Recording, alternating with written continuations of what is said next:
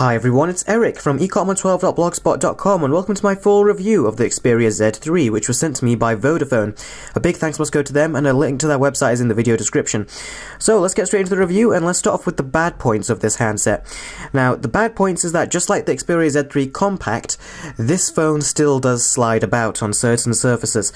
Okay, pretty much all surfaces. An important disclaimer is that it definitely does not slide as much as the Xperia Z3 Compact, but that being said, it still does slide about, and it's not a good thing, and for me, I'm sad to say, it still is a deal breaker, although I just want to definitely put out there that it's not as slippery on surfaces as the Z3 Compact.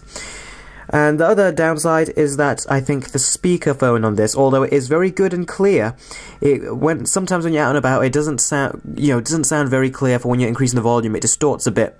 And the other downside is that the speakers, which we'll get onto, have a bit of distortion on the loudest volume. That's it.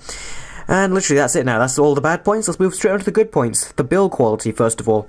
Now, I thought that Xperia Z3 would just be a blown up version of the Z3 Compact, all made out of glass throughout the whole entire phone. But what's great about this one is that the whole circumference of the smartphone all is made out of metal. And it feels absolutely wonderful when it's in your hand. It just feels so good to feel with your fingers right here, and when it's in your palm over there, it feels like a really good quality handset. And it just feels awesome when you're navigating around the operating system with your other finger, or you can even use it single-handedly and get around all areas of the phone very easily, as this is a 5.2-inch touchscreen. And it is a 1080p panel as well, by the way, so no 2K here. But it's definitely a great panel, nonetheless, with really sharp colours, very good contrast, and overall a really nice viewing experience. Another thing I really liked was that the camera. And before we do get onto the camera, I'm just going to say I am so glad that Sony included this shutter button. This is absolutely wonderful to operate. It works like a dream. It really does. Taking photos with this is an absolute pleasure, and you're going to want to keep taking photos using this shutter button, as it is very functional, very intuitive, and it really makes using the camera all the more a pleasing experience. The photos this capture is also very good. It's very similar to the quality of photos you'd get on the Xperia Z3 Compact, as it's the same camera they've practically been using, but as expected, it is a really good camera, and it's captures more detail than other Sony cameras as well on smartphones. Another really good feature is the speakers. Now let's go on to YouTube right here, and I'll just load up one of my videos to avoid any copyright.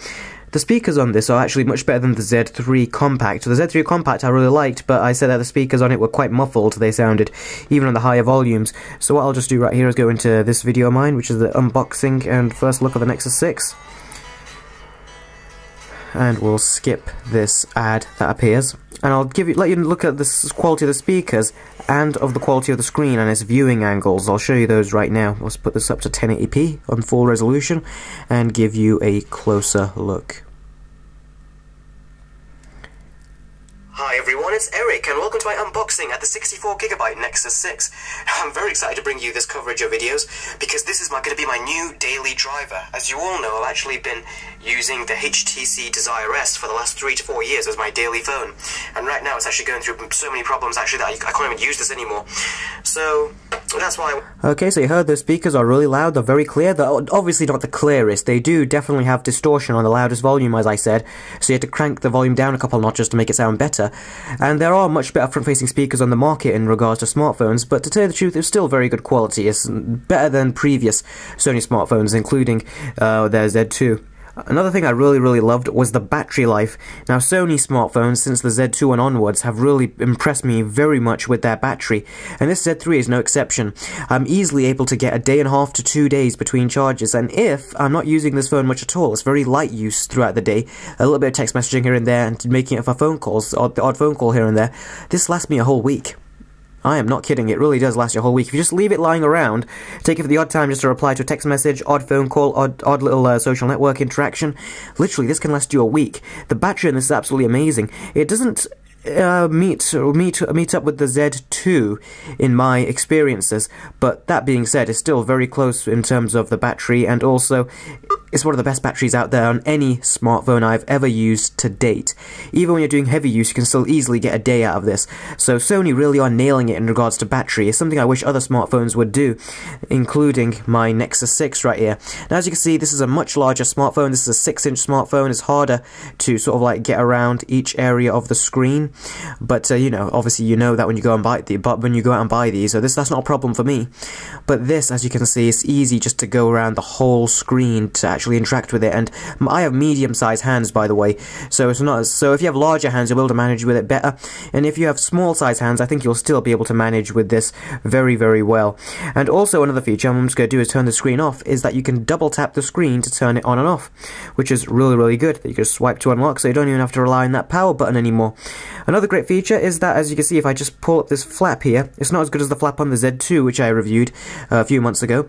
Wrong flap. That's the flap they use to charge the device with. A bit of a chore to take off every single time, but again, you should know that when you pick one of these up.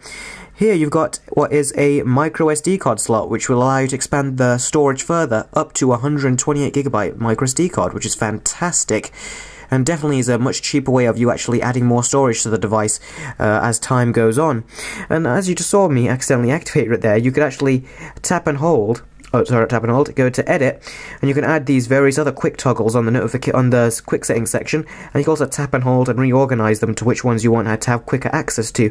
Say you want the flashlight to be the first option that you can select. It's right there. Press done, select the flashlight, and the flash is on right there. So overall, this is a really well-performing smartphone. You saw my gaming performance test. It runs games absolutely great. The performance is fantastic. When I go in and out of apps, just navigating around the operating system, it is super, super smooth, silky smooth, and I can just highly recommend that. If you really want a great performance, I can highly recommend it. As I said, the screen is really a good selling point right here. It's a wonderful screen, and Sony always add extra technology to their screens to make them look better. And there's no Bravia engine going on here, but the engine they have got working on here really does do a great job, as this screen does look different from the others. Now, it's no 2K AMOLED display as you saw on my Nexus 6 right there, but as I said, great screen nonetheless, and 1080p will still last people and look great to the human eye for a couple more years to come before 2K really takes over.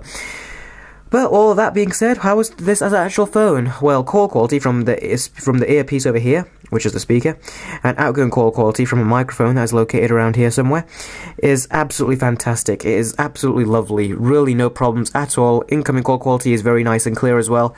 And overall, this has been just an absolutely wonderful experience. This is also PlayStation certified, so you can actually go into the little PlayStation market right here for mobile, which I have not gone into as I personally don't find any use for it, but this does add another dimension of what you can do with a smartphone. And I've used this before. It's great to get additional apps and etc. and stuff like that. And again, you will not be disappointed, as these are extra additional useful services that you are entitled to use with this handset. So that was my review of the Xperia Z3. Thank you very much for watching. This has been Eric from ecotman12.blogspot.com. I'd highly recommend the smartphone, but as I said, the build quality problem, how it slides around, is just not for me and does cause a problem. But apart from that, it's an absolutely wonderful handset, and I can just highly recommend it. If you've liked what you've seen in my coverage videos, then definitely pick one of these up and you will not be disappointed. So thanks again guys for watching. Please do follow me on my social networks. You can find me on Twitter, Facebook, Instagram and Google+. Thanks again guys for watching. I really do appreciate it, and I'll see all of you next time. Take care.